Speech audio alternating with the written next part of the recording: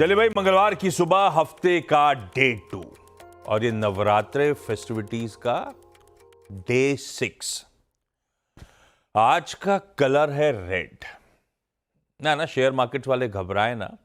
Red stands for strength and power, ऐसा कहा जाता है। हालांकि ये बात सच है कि कमजोर पड़ते ही चले जा रहे हैं। कल back to back 6th straight trading session था जब भारतीय बाजारों में दबाव के साथ, ये कह लीजिए बिकवाली हावी रही। कल का सेशन आपकी स्क्रीन पे, आप स्क्रीन पे दिखाइए। कल का सेशन आपकी स्क्रीन पे रखिए। पॉजिटिव नोट पे खुले, शुरुआती ट्रेड में 130 पॉइंट का उछाल, पर वो शुरुआत में जितना दमखम दिखाना था दिखा दिया था। वो डिसेंट ग्लोबल क्यूज के बाद, खुलने के बाद से ही, वो 125 पॉइंट उछाल के बाद से ही लगातार प्रेशर माउंट होता चला गया और गजब की वॉलेटिलिटी थी। पलक झपकते ऊपर, पलक झपकते नीचे, और खास तौर पे वो लास्ट में वो पौने 3 बजे का 245 फैक्टर, गजब मूव्स थे भारतीय बाजार में। बहुत वॉलेटाइल सेशन प्ले आउट होता हुआ नजर आया। हाँ, कल सुबह एक गलती हो गई थी मुझसे। मैंने निफ्टी के साथ मिड कैप्स और स्मॉल कैप रख के दिखाया था। देखिए, सिर्फ निफ्टी पिटाई हो रही है, मिड कैप स्मॉल कैप तो फिर भी दमखम दिखा रहे हैं, एटलीस्ट उतना नहीं गिरे। एक ही दिन में सब लद गया। कल मिड कैप्स 2%, स्मॉल कैप 3.25% गिरे, और वो ब्रेथ, डराने वाली ब्रेथ आपकी स्क्रीन पे 1:9।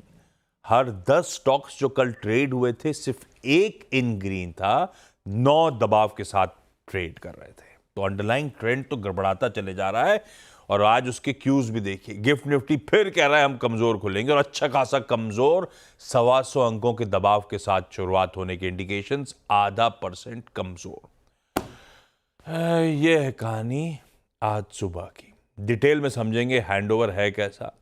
हॉर्माज बगल में बैठे, वीरू दिल्ली से बताएंगे, नोएडा से बताएंगे आपको निफ्टी बैंक में कैसे स्ट्रेटेजाइज करना है, और हर्षदा बताएंगी तमाम इंपॉर्टेंट स्टॉक्स से न्यूज। अरे 2 दिन बाजार गिरा नहीं, इतनी पढ़ाई करनी पड़ गई। लाइए फुल फ्रेम में दिखाइए भाई साहब को। चश्मा वश्मा, आंखें कमजोर पड़ गई डेटा में। नहीं, क्या हो गया भैया? नहीं, विकल्प नहीं, थोड़ा मेरी ना एक आंख राइट वाली फ्लिक मार रही थी और थोड़ा नंबर आया था मेरे को, और काफी ना पानी फ्लिक मार रही थी, मतलब आंख तड़पड़ा रही थी। अब विकल्प 2 ही है। हाँ, मतलब उसी ड्राइनेस काफी हो रही थी उसके चक्कर में। तो एक विकल्प है, या तो उतार दूं, या 72 इंच का टीवी लगवा दीजिए, या फिर उतार दो। आप चश्मा पहने दो। नहीं, आप चश्मा पहने दो। टीवी की गारंटी नहीं है, बाजार भी गड़बड़ा रहा है। Welcome to the club. वैसे अच्छा, आज हॉर्माज से समझो ग्लोबल मूड। उससे पहले 3 इंपॉर्टेंट चीजें, बाकी फिर इवेंट्स कैलेंडर बताऊंगा। प्रोड्यूसर साहब ने हेडलाइन में मेंशन करा, चीन के बाजार 1 हफ्ते की बढ़िया छुट्टी के बाद आज सेशन रिज्यूम करेंगे। काफी लोग मानते हैं इन्हीं के कारण इस तरह का दबाव हमारे बाजार में बन गया था। तो देखते हैं आज किस तरह से दमखम दिखाते हैं। दूसरी इंपॉर्टेंट चीज, वो दोनों विधानसभा, दोनों 90 सीट्स, जम्मू एंड कश्मीर और हरियाणा, वोटों की गिनती आज शुरुआत होगी। आज ही कुछ ही देर में, मेरे ख्याल से फर्स्ट हाफ के एंड आते आते ही शायद आपको क्लैरिटी के साथ पिक्चर सामने आ चुकी होगी। एग्जिट पोल्स तो वैसे क्लैरिटी के साथ कुछ कह ही रहे। और तीसरी इंपॉर्टेंट बात, ट्यूसडे है तो fin nifty financial services index की वीकली कॉन्ट्रैक्ट की एक्सपायरी। गिफ्ट निफ्टी दिखा दिया डायरेक्टर साहब, जरा दिखाइए एशिया का मूड इस समय सुबह सुबह कैसा नजर आ रहा है। ऐसे ही दबाव है भाई साहब, मिला जुला है एशिया, लार्जली दबाव, फ्लैट से लेकर दबाव के साथ ट्रेड हो रहा है। यूएस का हैंडओवर भी गड़बड़ाया था। कल रात 1% से 1.25% के बीच तीनों बेंचमार्क्स दबाव में थे, और आज सुबह की फ्यूचर्स कोई रिबाउंड नहीं दिखा रहे, फ्लैट ही ट्रेड कर रहे हैं मामला। और नीचे एक और डराने वाली खबर है, $80 के ऊपर ब्रेंट टिकर टीम फ्लैश कर रही है। तो हॉर्माज से सब कुछ समझ लेते हैं। हॉर्माज, गुड मॉर्निंग। मूड कैसा, ग्लोब कैसा? कल जाते जाते मैंने आपसे कहा था, गुड मॉर्निंग आशीष, और कि माहौल ठीक है, बट फिलहाल कहा था, वो फिलहाल थोड़ा सा अब गड़बड़ाने लग गया है। वो इसलिए क्योंकि आपने शायद बचपन में फेमस 5 की कहानी सुनी होगी। आज मैं आपको इनफेमस 5 के बारे में बताता हूँ। ये इनफेमस 5 की वजह से कल अमेरिका के बाजारों में काफ़ी दबाव रहा। अब वो इनफेमस 5 क्या है? पहला तो ये कि अब जैसे आप देख रहे थे कि तेल की कीमतों में ज़बरदस्त उछाल आया है। 6 सेशंस में 12% चढ़ चुका है, ब्रेंट $80 के पार निकल गया है। ये तो एक चीज़ रही। ईरान और इसराइल के जो टेंशन्स है उनका ओवरहैंग तो बना ही हुआ है। अब तक इस बारे में कोई सफाई नहीं है कि इसराइल अगर करेगा तो क्या करेगा और करेगा तो कब करेगा। इस बारे में ये एक ओवरहैंग बना हुआ है और वो बना रहेगा, क्योंकि अब तक ऐसी कोई बात आई नहीं है, कोई सब्सटेंशियल बात नहीं आई है इसराइल की तरफ से। वो जो बेरूट के इलाकों में जो हमले चल रहे हैं वो तो चल ही रहे, मगर ईरान के साथ ऐसा कोई अभी तक बड़ा सा कोई सवाल नहीं आया है। अब यूएस में क्या हुआ? यूएस में कल ये हुआ कि टेक्नोलॉजी के जो शेयर है वो सारे एनवीडिया को छोड़कर वहाँ पर भारी गिरावट आई। वो अपने अपने इश्यूज़ की वजह से आई। अमेजॉन में गिरावट आई क्योंकि वेल्स फार्गो ने उसे डाउनग्रेड कर दिया क्योंकि भाई आपकी क्लाउड की स्ट्रेंथ जो है वो काफ़ी नहीं है, बाकी बिजनेसेस भी देखिए। एप्पल को डाउनग्रेड कर दिया गया। जेफरीज ने कहा कि भाई आपके आईफोन की जो 16-17 की जो डिमांड की आपने एक्सपेक्टेशन लगा रखी है वो बहुत ज़्यादा है। और अल्फ़ाबेट जो गूगल का पेरेंट है, वहाँ पर एक जज ने ये कह दिया कि आपने जो प्रतिबंध लगा रखे हैं कंपटीशन को वो हटा दीजिए, तो गूगल प्ले स्टोर के रेवेन्यू में नुकसान होगा। उस वजह से अल्फ़ाबेट के शेयर गिर गए, तो उस वजह से नैस्डैक में गिरावट आई। और तेल, जैसे आपने कहा, ब्रेंट जो हमने बात करी थी पिछले हफ्ते भी $70 का, अब $80 के पार निकल चुका है ब्रेंट। और WTI भी 80 के नज़दीक पहुंचता जा रहा है। $77 थी WTI की रेट कल। और एक और बात कल यूएस में ये हुई कि यूएस के जो ट्रेजरी यील्ड्स है वो 4% के पार चले गए। वो इसलिए कि अब जब कोई अच्छी बात होती है तो कल पिछले हफ्ते जो अच्छी बात जॉब्स रिपोर्ट की वजह से जो अच्छी आई थी उससे बाजार तो अच्छे हुए थे, लेकिन अब वहां पर जो मामला है वो थोड़ा सा गड़बड़ हो गया। मतलब अब ज्यादा कट नहीं होंगे, ऐसा वाला मामला है। वो अब ये हो गया है कि अब जो फेड की जो एक्सपेक्टेशंस थी कि भाई भारी कट्स आएंगे वो अब नहीं हो रही है। अब हम क्या प्राइसिंग कर रहे हैं? अब बात ये 50 बेसिस पॉइंट देख ली, अब इस साल बचे हुए कुछ एक्सपेक्ट कर रहे हैं कि नहीं कर रहे हैं? अब ये कर रहे हैं कि ट्रेडर्स वहां पर जो 80% अभी भी ये कह रहे हैं कि नवंबर की जो पॉलिसी है वहां पर सिर्फ 80% लोग कह रहे हैं कि 25 बेसिस पॉइंट्स का कट आएगा। लेकिन अब बात ये भी चल रही है कि शायद फेड रेट काटे ही ना नवंबर की पॉलिसी में। ये एक बड़ी बात निकल कर आई है। उस वजह से भी सेंटिमेंट जो है वो थोड़ा सा गड़बड़ हुआ है वॉल स्ट्रीट में कल रात को। जेपी मॉर्गन और बैंक ऑफ अमेरिका ने भी पहले कहा था कि फेड नवंबर की पॉलिसी में भी 50 बेसिस पॉइंट्स की ब्याज दरें काटेंगी। अब उन्होंने भी अपने इस प्रेडिक्शन को वापस कर लिया है और कहा है कि अब 25 बेसिस पॉइंट्स के कट आ सकता है नवंबर की पॉलिसी में।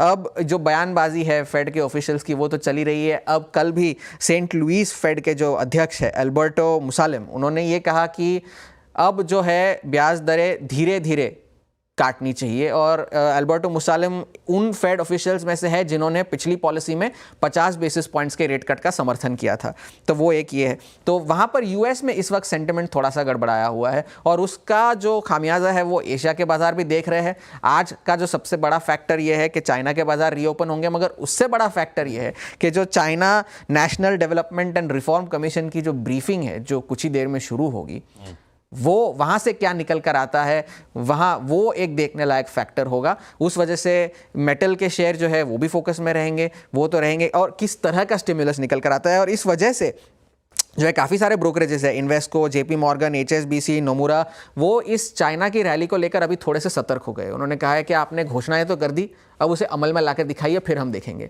और दूसरी ये कि बहुत सारे जो स्टॉक्स है, बहुत सारे जो शेयर्स है वो अब ओवर वैल्यूड हो गए हैं 7 दिन की रैली में, उस वजह से भी वो थोड़े से कॉशियस है। तो ये एक बड़ा फैक्टर देखने वाला है। अब आज यूएस में ट्रेड डेफिसिट के डेटा आएंगे, पेप्सिको के नतीजे आएंगे, मगर फिलहाल ग्लोबल मूड माहौल थोड़ा सा ख़राब हो गया है। अब देखना यह है कि इसका भारतीय बाजारों पर क्या असर पड़ता है। गिफ्ट निफ्टी तो फिलहाल एक गैप डाउन ही दिखा रहा है। शंघाई कंपोजिट इंडेक्स खुल गया होगा, अगर भाव अपडेट होने होंगे तो दिखाइएगा। मुझे तो नज़र आ रहा है बहुत तगड़ी तेज़ी के साथ फिर से खुला है। 8% उछाल के साथ जाते जाते बंद हुआ था। कितना दिखा रहा है अर्शदा? हाँ, क्या हेडलाइंस आ रही है? नहीं, मेरे को नहीं, फ्लैट है आशीष। है? हाँ, पता नहीं, पर यू नो वो आसपास खुल जाता है। हाँ, मैं वो प्राइस एक्शन नहीं आया, लेकिन हेडलाइंस ये कहने लगी open sharply higher, but I am not seeing the ticks. देखते थोड़ा सा टाइम। मुझे 8.25% दिख रहा है बाय द वे। मेरे को 8%। हाँ, लास्ट वीक जाते जाते बंद हुआ था 8% उछाल के साथ। इस समय सुबह के टिक्स हैं 8% मजबूत, है ना वीरू? यार मुझे लग रहा है अपडेट्स आ रहे। खैर अभी हमारे 7:10 के आसपास अपने पास रिफ्रेश अपडेट्स आएंगे, तब बताएंगे आपको कहां खुले। लेकिन वीरो जब तक एक काम करा जाए, निफ्टी बैंक कल वो सेल ऑन राइज, अगर रेजिस्टेंस 1 के नीचे ही है तो आप बेच के चलिए। वो ब्यूटीफुली वर्क करा, सही लेवल्स पे बुकआउट भी करा। क्या करना है, टेक्सचर कैसा नजर आ रहा है, कितनी और गिरावट, कैसे बड़े प्लेयर्स पोजीशन नजर आ रहे हैं? और एक बात और बताइएगा, लास्ट मंडे हमने डिस्कस कर रहा था कि सबसे इंपॉर्टेंट, सबसे बड़ा रिस्क बाजार के लिए वो 3.2 लाख FIs के लॉन्ग कॉन्ट्रैक्ट्स, उनको लेकर अब स्टेटस कहां खड़ा हुआ है? आशीष देखिए, लास्ट मंडे को ये बात मैंने कही थी, जिस दिन 10-डे एक्सपोनेंशियल मूविंग एवरेज वायलेट हुआ था, जिस तरीके से वायलेट हुआ था कि हमारे लिए बिगेस्ट रिस्क है हम कैसे हैंडल करेंगे चाइना के एक्शन के बाद इन लॉन्ग्स को। 3,18,000 कॉन्ट्रैक्ट लॉन्ग्स थे FIs के, और आप देख लीजिए कि कल क्या नतीजा हुआ। 3,18,000 का वो जो नेट लॉन्ग का जो डैमेज हुआ, प्राइस डैमेज, वो कल FIs 34,000 नेगेटिव चले गए। डॉक्टर साहब वो डायग्राम दिखाइएगा 1 अक्टूबर वर्सेस कल का। तो जो मैं बात कह रहा था और जो मैं सेल पे यहाँ पे थोड़ा सा मैंने बटन प्रेस कर रखा है, वो इसी कारण से कर रखा है कि बाजार अभी इस सेलिंग को हैंडल नहीं कर पाएगा। आशीष ये देखिए क्या हुआ इन 5 सेशंस में। वो 3,18,000 कॉन्ट्रैक्ट्स लॉन्ग डैमेज होकर अब 34,000 कॉन्ट्रैक्ट शॉर्ट हैं। एक और बात आशीष, कल सुबह जब मैंने कहा था कि सेल करिए और सेल एंड राइज करिए, उसके पीछे कारण क्या था? शुक्रवार को जो हम क्लोजिंग देखे गए थे और जिस तरीके से हमारी वीकली कैंडल ने 10-डे एक्सपोनेंशियल मूविंग एवरेज को अप्रोच किया था, वो अंदाजे आई थिंक जो था ना, उसको टच करने का, वो पैटर्न बिल्कुल भी अच्छा नहीं था और वो इंडिकेट कर रहा था कि मई के बाद ये सबसे अब तक का पेनफुल सेशन हो सकता है। कल के स्टैट्स को देखिए आशीष, मैंने 709 पे डे ट्रेड्स को बुक कराया था और ये कहा था कि डे ट्रेड्स बुक कर लीजिए यहाँ पे, और पोजिशनली भी अगर आप बुक करना चाहते हो तो कर लीजिए। एक बात मैं कहूँगा यहाँ पे, प्लीज डायग्राम से पहले एक बार फिर से, शॉर्ट को ट्रेड करने का 2 ही तरीके हैं, 3 तरीके। एक तो डे लो के आसपास कवर कर लीजिए, न्यूट्रल जाइए और कॉल राइटर्स के जोन से पहले शॉर्ट कीजिए जैसे आपने कल करा। और या तो अगर आप ओवरनाइट रिस्क ले रहे हैं शॉर्ट को कैरी करने का, तो एक बात सुन लीजिएगा, बहुत सिंपल सी बात है, चुपचाप किसी दिन सुबह सुबह आपका स्टॉप लॉस ट्रिगर होगा और कुछ नहीं होगा। 2 ही चीज़ है, या तो स्टॉप लॉस ट्रिगर होगा, ओवरनाइट कैरी करेंगे, या फिर चुपचाप हम अपने डे लो पे कवर कर लें और कॉल राइटर्स के जोन के नीचे शॉर्ट करें। कल की पोजीशन क्या कहती है? FIs के स्टैट्स को देखिए आशीष, ताबड़तोड़ कैश की सेलिंग है। कल भी लगभग 8,293 करोड़ रुपए का माल बेचा इन्होंने। 13,245 करोड़ रुपए की DIs का बाई, कोई थ्रस्ट जनरेट नहीं कर पाई। लगभग 8,000 करोड़ रुपए का इंडेक्स बेचा, 72,000 कॉन्ट्रैक्ट शॉर्ट और लगभग 45,000 कॉन्ट्रैक्ट लॉन्ग कवर कर लिए। ऐसे इन स्टैट्स के बीच में बाजार कभी टिकता नहीं है आशीष। और स्टॉक फ्यूचर से बाइंग थी यहाँ पे। कल कॉल शॉर्ट आई हैं करीब 3 लाख और पुट शॉर्ट है ही नहीं, सिर्फ 52,000 के आसपास पुट शॉर्ट थी। मैं कैसे अप्रोच करूंगा इस सेशन को? अगर आप शॉर्ट हैं तो क्या करें, और अगर फ्रेश शॉर्ट करना है तो क्या करें? कल कॉल राइटर्स कहां आके जमे हैं? कल कॉल राइटर्स आके जमे हैं 24,800 पे, 25,000 पे, और पुट राइटर्स के पास अगर कहीं पे थोड़ा बहुत कन्विक्शन है, जो कि अब डामाडोल हो रहा है, वो है 24,500 की ट्रैजेक्टरी। लेवल्स लेके आइए और पिरामिड्स एक बार दिखाइए। पिरामिड्स में क्लियरली मेंशन है कि कॉल राइटर्स के जोन जो हैं वो 24,800, 24,500 हैं। बट याद रखिएगा, कल आपने 50 रेमा को निफ्टी पे सरेंडर किया है। अप्रोच क्या रखें ये देखिए, ये है कॉल राइटर्स के जोन। लेवल्स लेके आइएगा, levels to watch for the day. Till the time आपका RS1 है 24,961 और 25,048। 25,048 क्या है? आपका 50-डे एक्सपोनेंशियल मूविंग एवरेज। हर पुल बैक पे शॉर्ट है, हर पुल बैक पे शॉर्ट है, लेकिन अगर ये ट्रैजेक्टरी कट जाए, शॉर्ट से बाहर निकल आइए। Then a pull back is possible towards 25389। RS1 के नीचे सेल कीजिए आशीष। बेस 1 पे, बेस 2 पे अपने ट्रेड्स को चेक कीजिए, और फॉर द टाइमिंग जिस लेवल को मैं टारगेट कर रहा हूं निफ्टी के लिए, जो कि काफी महत्वपूर्ण है, वो है 24,449। यहां पे आए तो सब्सटेंशियल शॉर्ट पर प्रॉफिट कवर कर लीजिए। अब आइए निफ्टी बैंक पे। कल सिंक हुआ और दोनों में से एक इंडेक्स, चाहे निफ्टी हो चाहे वो निफ्टी बैंक हो, आशीष अपने 200-डे एक्सपोनेंशियल मूविंग एवरेज को जरूर छुएगा, समझ लीजिएगा आप। कल यहां पे प्लेसमेंट है 51,000 पे कॉल राइटर है, 50,800 पे कॉल राइटर है। लेकिन एक इंटरेस्टिंग चीज है, कंसिडरिंग की फैक्ट आप एक्सपायरी के नजदीक जा रहे हैं, 50,000 का पुट राइटर कल दिखाई दिया। तो मेरी अप्रोच क्या है? रेजिस्टेंस के लेवल लेके आइएगा। टिल द टाइम आपके पास RS1 है 50,910, दैट्स 100-डे एक्सपोनेंशियल मूविंग एवरेज, और 51,128, तब तक सेल एंड राइज करना है। और अगर ये कट जाए तो शॉर्ट से बाहर निकल आइएगा। सिंपल फंडा है, a swing towards then 51,677 possible है। RS1 की जो सेल है, अपने ट्रेड्स को चेक करेंगे 50,180, 49,938 पे। यहां पे जरूर चेक कीजिए अपने ट्रेड को, क्योंकि यहां पे वीकली पुट राइटर खड़ा है।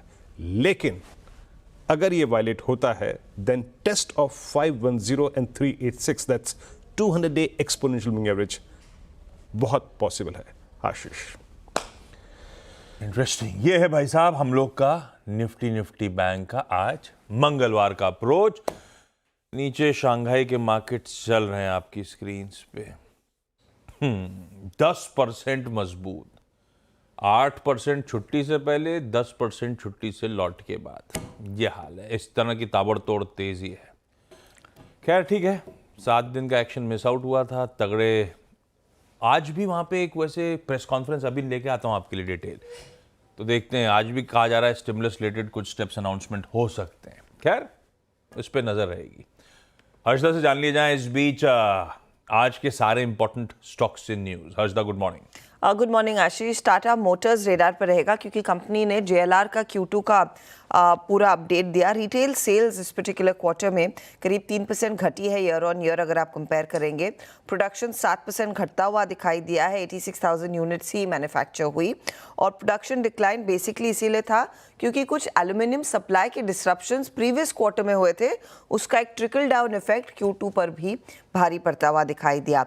होलसेल सेल्स भी करीब 10% घटी है। हालांकि कंपनी कह रही है कि दूसरी छमाही में दोनों प्रोडक्शन और होलसेल वॉल्यूम्स में एक पिकअप देखने को मिलेगा कि कोई डिमांड का प्ले आउट देखा जाएगा। तो ये स्टॉक आप पहले रेडार पर रखेंगे। दूसरी तरफ new economy stock Nykaa radar पर रखेंगे, जहां पर कंपनी ने कहा है कि mid-20s में सेकेंड क्वार्टर का नेट रेवेन्यू ग्रोथ देखने को मिला है। फैशन कंजम्पशन जो है उसकी डिमांड थोड़ी सी फीकी रही है H1 में, H2 में थोड़ा सा पिकअप आने का आसार है। और वो बेसिकली कह रहे हैं कि देखिए वेडिंग सीजन आ जाएगा, फेस्टिव सीजन तो वैसे ही चल रहा है, वो प्ले करेगा कंपनी के सेकंड हाफ के नंबर्स में, तो H2 का परफॉर्मेंस ज़्यादा बेहतर हो सकता है।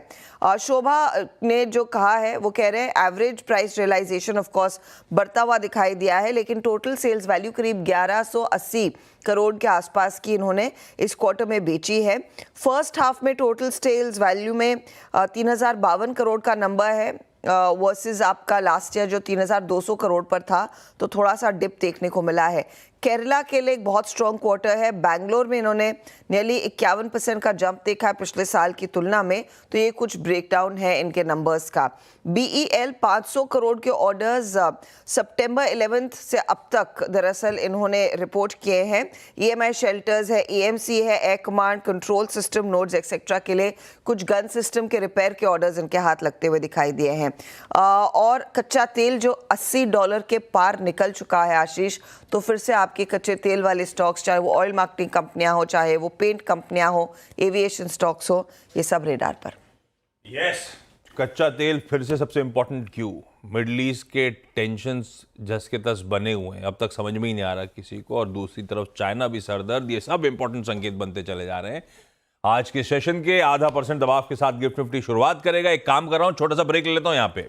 ब्रेक के उस पर जब लौट के आऊंगा तो इवेंट्स कैलेंडर, कुछ इंपॉर्टेंट इवेंट्स तो अपफ्रंट हाईलाइट कर रहे थे, लेकिन इंटरेस्टिंग दिन है आज का।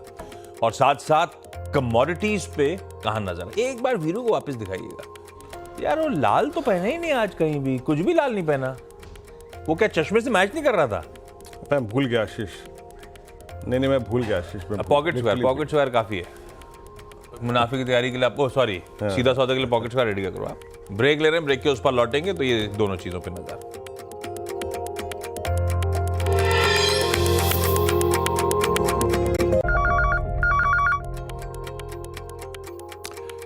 चलिए भाई, ब्रेक के बाद आप सबका स्वागत है। क्विकली आज का events calendar. Tuesday Nifty financial services index की एक्सपायरी। चाइना का बाजार तो खुल ही गया है, सरदर्द बढ़ ही रहा है, वो सुबह से दिख रहा है आपको। RBI MPC का डे 2 आज। कल वो 3 दिवसीय बैठक खत्म होगी, सुबह 10 बजे क्रेडिट पॉलिसी आएगी। लार्जली एक्सपेक्टेड स्टेटस को, यानी कि दरों में कोई छेड़छाड़ नहीं।